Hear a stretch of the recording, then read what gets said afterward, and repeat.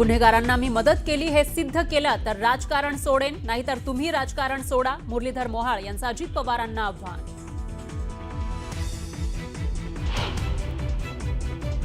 अंबरनाथमधील काँग्रेसच्या 12 नगरसेवकांचा भाजपमध्ये जाहीर प्रवेश. रवींद्र चव्हाण आणि गणेश नाईकांच्या उपस्थितीमध्ये काँग्रेसला खिंडार.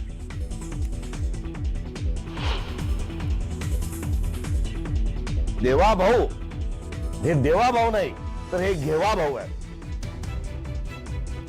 काँग्रेसचे प्रदेशाध्यक्ष हर्षवर्धन सपकाळ यांची मुख्यमंत्री फडणवीसांवर टीका.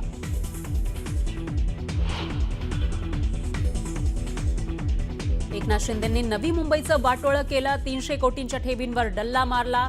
मंत्री गणेश नाईकांचा शिंदेंवर आरोप.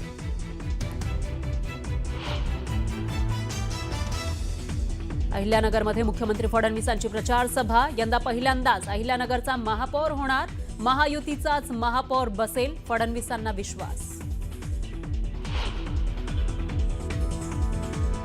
संयुक्त मुलाखतीतून सत्ताधाऱ्यांवर ठाकरे बंधूंचा हल्लाबोल. सत्ताधाऱ्यांच्या मालकांचा दिल्लीत बसून मुंबई महाराष्ट्रापासून तोडण्याचा डाव, राज ठाकरेंचा घणाघात. भ्रष्टाचाराच्या गोष्टी फडणवीसांनी करूच नये. अजित पवारांच्या विरोधात भ्रष्टाचाराचे पुरावे देणार होता, त्याचं काय झालं? राज ठाकरेंचा संयुक्त मुलाखतीतून फडणवीसांवर निशाणा. फक्त सिनेमे बघायचे, लोकांसाठी तुम्ही कधी रस्त्यावर उतरले आहात का? शेलारांचा थेट सवाल.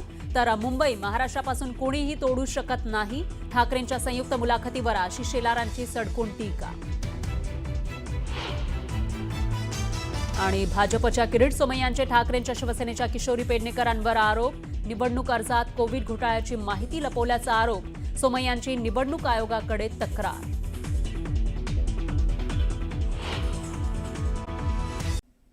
बुलेटिनच्या सुरुवातीला बातमी आहे पुण्यातून. पालिका निवडणुकांचा प्रचार शिगेला पोहोचलेला आहे. पुण्यात भाजप आणि अजित पवारांच्या राष्ट्रवादीचा थेट सामना सुरू आहे. पुणे मनपा जिंकण्यासाठी भाजपकडून जोरदार प्रचार सुरू आहे. केंद्रीय मंत्री मुरलीधर मोहोळ यांच्यावर पुण्याची विशेष जबाबदारी देण्यात आली आहे. तर पुणे मनपा जिंकण्यासाठी भाजपची रणनीती काय, याबाबत मोहोळ यांच्याशी खास चर्चा केली आहे आपल्या पुण्याचे प्रतिनिधी वैभव सोनवणे यांनी.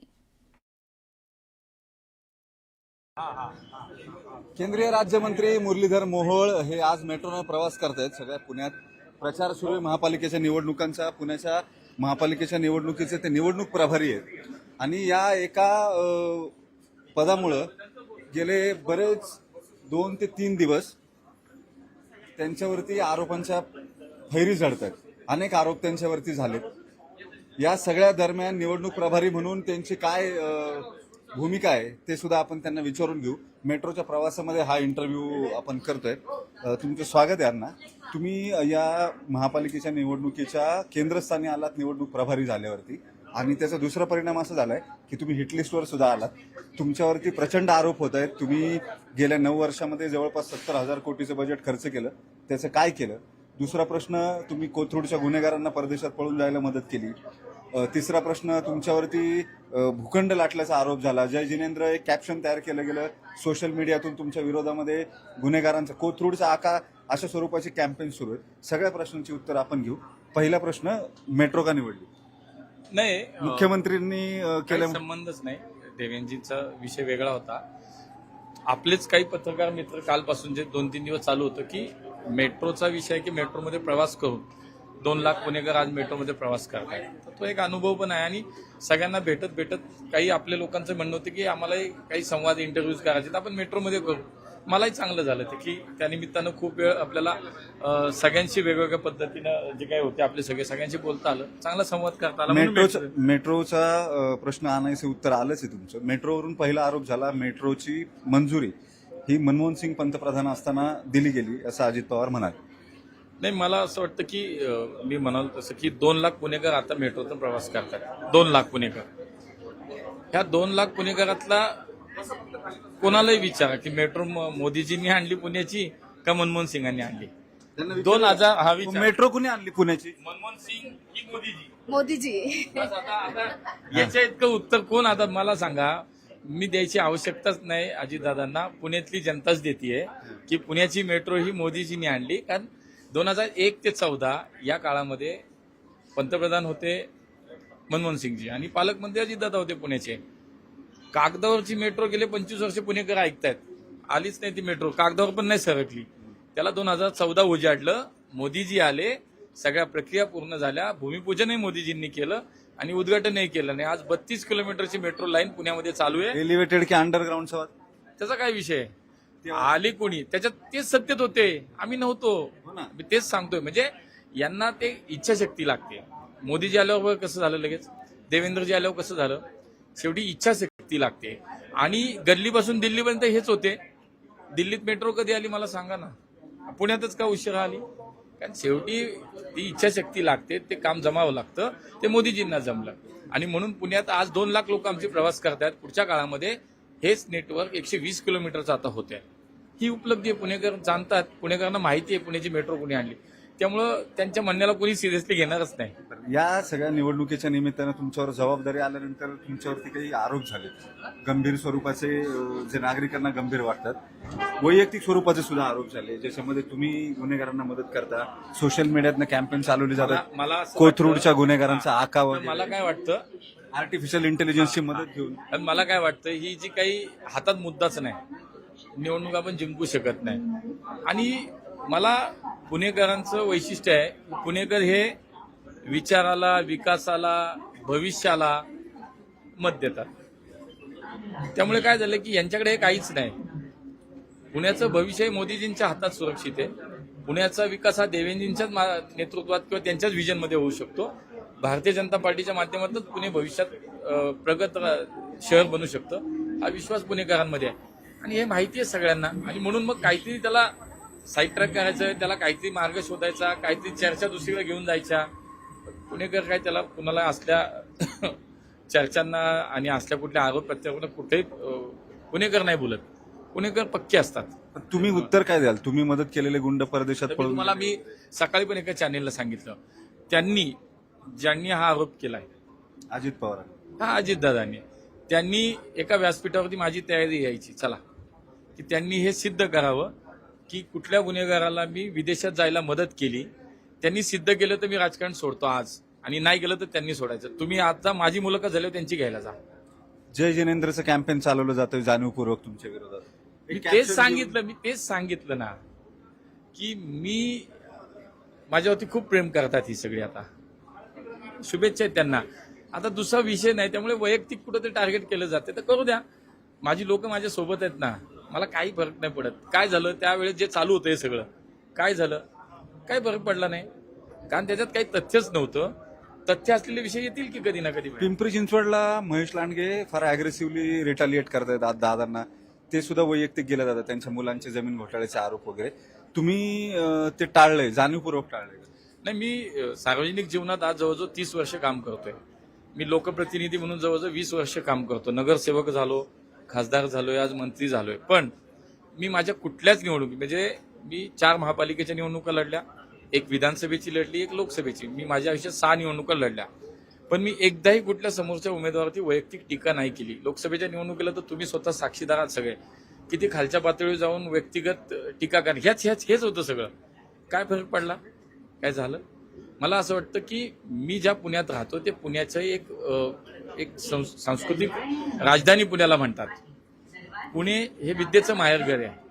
आणि इथं शेवटी विचाराला तुम्ही काय संस्कृती वाढलाय, तुमची वैचारिक तुमची काय बैठक आहे, याला खूप महत्व असतं. त्यामुळे निवडणुका आल्यानंतर निवडणुका आल्यावरच काय येतं का, तर मुद्देच नाही आहेत. आमच्याकडे मुद्दे आहेत. आम्ही केलेलं काम सांगतोय आणि जे करणार आहे ते समोर ठेवलंय. तुम्ही या निवडणुकीच्या सुरुवातीच्या टप्प्यामध्ये तिकीट वाटपाचा किंवा उमेदवारांच्या यादीचा जो विषय होता, त्यात जवळपास 40 विद्यमान नगरसेवकांना तुम्ही तिकिटाच्या यादीतून कापलं, म्हणजे त्यांची तिकीटं कापली तुम्ही. त्याच्यावरून सुद्धा बरीच टीका झाली. पक्षांतर्गत कार्यकर्त्यांमध्ये नाराजी होती. अनेक कार्यकर्ते खासगीत बोलताना सुद्धा हे सांगतात. माझा प्रश्न दुसरा आहे, ही तिकीटं कापतानाचं मेरिट नेमकं काय होतं? हे तुमचे 40 नगरसेवक ज्यांची तिकीटं कापली ते अकार्यक्षम होते. हे बघा, तुम्हाला सांगतो, आमच्याकडे एक सिस्टीम आहे. भारतीय जनता पार्टी ही 12 महिने काम करणारी पार्टी आहे. आम्ही निवडणुका आल्या की काम नाही करत. त्यामुळे आमच्याकडे लोकप्रतिनिधी असेल, पक्षाचा पदाधिकारी असेल, त्याच्या कामाचं विश्लेषण केलं जातं, त्याच्या कामाचं मूल्यमापन केलं जातं. आणि स्वतः मुख्यमंत्री असतील, आमची राज्याची कोर कमिटी असेल, किंबहुना आमची शहराची कोर कमिटी असेल, या सगळ्या स्तरावरती त्याची एक स्टेज आहे. या सगळ्या स्तरावरती चर्चा होतात. सर्वेचे जे रिपोर्ट्स येतात, ग्राउंड लेवलला सर्वे केले जातात. स्वतः माननीय मुख्यमंत्री एका जागेचे सर्वे करतात आणि त्याचे रिपोर्ट पाहून मेरिटवरती आमच्याकडे उमेदवारी दिली जाते. ठीक आहे, काही वेळेला काही 100% होत नाही, काही वेळेला काही ठिकाणी योग्य कार्यकर्त्याला संधी नाही पण मिळत, पण ते काही राजकीय अनेक कारणं असू शकतात कुठल्या मग कुठल्या. हे अकार्यक्षम होते का 40 जण? नाही, मोठा क्वांटम आहे, 100 पैकी बघा, 40 मला ते जवळपास सांगतो. 40%. मला पूर्ण करून द्या. अकार्यक्षम नाही म्हणणार मी तुम्हाला सांगतो की मेरिट हा मुद्दा म्हणजे अकार्यक्षमता दुसऱ्याची सिद्ध करणं नाही होत. पार्टीज एवढी मोठी, आमच्याकडे 2200 अर्ज आले हो, 165 तिकीट आहेत आमच्याकडे, नगरसेवक 165 आणि उमेदवारी अर्ज आले 2200, म्हणजे इच्छुकांचे अर्ज आले. ती शेवटी एका वॉर्डात एकालाच संधी मिळते आणि त्यामुळे ही पार्टी वेगळी आहे, विचारांनी चालणारी पार्टी आहे. तुम्हाला एकाच ठिकाणी कुठेतरी एकाही ठिकाणी बंडखोरी नाही. तुम्ही मला एक बंडखोरी दाखवा की आमच्या एका नगरसेवकांनी पार्टीत राहून बंडखोरी, पार्टी सोडून गेले ते जाऊ दे, ते आमचे नव्हतेच. मग पक्षात राहून कुणी बंडखोरी केली असं एक उदाहरण मला द्या माझ्या पुण्यात. आमच्या तुम्ही पार्टी सोडून गेलेल्याचं नाव घेतलं म्हणून मी अमोल बालवडकरचं नाव घेतो. गेले त्याने नाव नका कुठलं घेऊ. त्याने आमच्याकडं तुमच्याकडं पाटक्के गेलेत, आमच्याकडं ढोले गेलेत, आमच्याकडे अजून 4 जण गेले. त्यामुळे एका नावावरती काय विषय आहे तेव्हा? अमोल बालवडकर फार आक्रमक आहे तुमच्या बाबतीमध्ये. चंद्रकांत दादांच्या बाबतीत विधानसभेला तुम्ही जे शब्द दिले होते, मुख्यमंत्र्यांनी जे शब्द दिले होते ते पाळले नाहीत वगैरे. शेवटी जो पेढा चारला होता सगळं गोड झालं म्हणून. 30 वर्ष काम करणारे कार्यकर्ते आहेत, त्यांच्या आधी यांना संधी दिली बाहेरून येऊन. ते कार्यकर्ते आजही पार्टीत आहेत. त्यामुळे आमच्याकडे मी म्हणालो तसं पक्षनिष्ठा, तत्व, विचार याच्यावरती पार्टी चालते. त्यामुळे कुणाला टार्गेट करण्याचा काहीच संबंध येत नाही. 40 लोकांना संधी. त्याच वॉर्डमध्ये आमच्याकडे प्रल्हाद सायकर, त्यांची मिसेस नगरसेविका आहे. आज 25 वर्ष दोघं नवरा बायको तिथं पार्टीचं काम करतात. त्यांनाही तिकीट नाही दिलं, ते दुसऱ्या दिवसापासून प्रचारात आहेत. असं नाही चालत. ठीक आहे, ज्याचंही त्याला स्वातंत्र्य, त्यांनी कुठेही जावं, निवडणूक लढवावी. आता आमच्या तिथल्या स्थानिक कार्यकर्त्यांनी जसं उत्तर दिलंय, त्यामुळे माझ्यापर्यंत हा प्रश्न येऊही नाही. या सगळ्या दरम्यानच्या इलेक्शनमध्ये किंवा या निवडणुकीमध्ये एक मतदार जे आहेत ते काहीसे थोडे नाराज दिसत आहेत किंवा ही सगळी जी भेळ झाली आहे, खिचडी झाली आहे, युती होणार, महायुती होणार, पुन्हा त्याच्यात सगळेजण एकमेकांच्या विरोधात लढतात. कुणी किती एबी फॉर्म दिले हे कळायला पुढचे 4 दिवस गेले. अशा परिस्थितीत ही निवडणूक होते. म्हणजे राज्यात एकत्र, केंद्रात एकत्र, इथं विरोधामध्ये मतदान करताना तुम्ही मतदार राजाला गृहीत धरता का किंवा वेळ समजता का? आमच्या असा बाबतीतच प्रश्न नाही झालं हे. नाही, सगळ्यांच्याच बाबतीत. आघाडी तसंच झालं, युतीत तसंच झाले, असं काही नाही झालं. बघा, राज्याच्या विधानसभेच्या निवडणुका आणि देशाच्या केंद्रातल्या लोकसभेच्या निवडणुका ही एक मला वाटतं स्थिती वेगळी, परिस्थिती वेगळी असते. स्थानिक स्वराज्य निवडणुका ज्या आहेत, स्थानिक स्वराज्य संस्था निवडणुका स्थानिक पातळीवरती विचार करून लढले जातात. त्यामुळे आज मी महापालिकाच नाही, आम्ही नगरपालिका, नगरपंचायत निवडणुका सुद्धा वेगळे लढलो. त्यामुळे त्यात वेगळं काहीच नाहीये. तुम्ही निवडणूक प्रभारी म्हणून नका बोलू. माझा प्रश्न आहे की मतदार जो आहे, सर्वसामान्य मतदार, त्याची मानसिकता काय याचा विचार केला? तुम्हाला मतदार म्हणून काय वाटेल हे असं जर झालं सगळं तर मला असं वाटतं तुम्ही नेते म्हणून समाधानी ऐका ना, आहात का? मतदार तो सुजाण असतो, त्यांनी त्याचं मत पक्क केलेलं असतं. त्यामुळं त्याला जर काय वाटेल तो त्याचा निर्णय घेतो ना. पण त्याच्यातही मी तुम्हाला सांगतो ना, ते आमच्या बरोबर आहेत. पण मग म्हणजे इथं- मला काय वाटतं की शेवटी त्याचं स्वातंत्र्य आहे, त्याला विचार करायचा. नाही, मुद्दा असा आहे की तुम्ही गोंधळून टाकता. त्याचं स्वातंत्र्य मान्य आहे. राज्यात त्याला अजित काही पवार एक- तुमच्या त्याला एक राज्यात गोष्ट अजित पवार जबाबदार तुमच्या नसते ना. राज्यात अजित पवार तुमच्या सोबत आहेत. तिथं गुन्ह्या गोविंदाने नांदायचं, इथं यायचं आणि एकमेकांवरती आरोप करायचे, ही लुटुपुटीची लढाई आहे का? एक आणखी नॅरेटिव्ह जे येतं ते म्हणजे तुम्ही विरोधकांची स्पेस खाऊन टाकता. तुम्हीच तुमच्यात भांडायचं, तुम्हीच सत्तेत राहायचं आणि सगळीकडे तुम्हीच त्याचा फायदा मिळवायचा, सत्ता मिळवायची किंवा इतर गोष्टींमध्ये विरोधकांना पुढे येऊ द्यायचं नाही. हे तुमचं मत झालं, तुम्ही तुमचं मत मांडलं. मी तुमच्या मताशी सहमत नाही. कारण मी तुम्हाला सांगतो की मी पुन्हा तेच सांगेन की स्थानिक स्वराज्य संस्थेच्या निवडणुका ह्या ज्या त्या पक्षाने स्वतंत्र लढायचा हा निर्णय झालेला आहे. तर मोहाळे यांनी अजित पवारांना खुलं चॅलेंज दिलेलं आहे. एकाच व्यासपीठावर या आणि माझ्यावरचे आरोप सिद्ध करा असं ते म्हणतायत. त्यामुळे अजित पवार त्यांचं हे चॅलेंज स्वीकारणार का ते बघावं लागेल.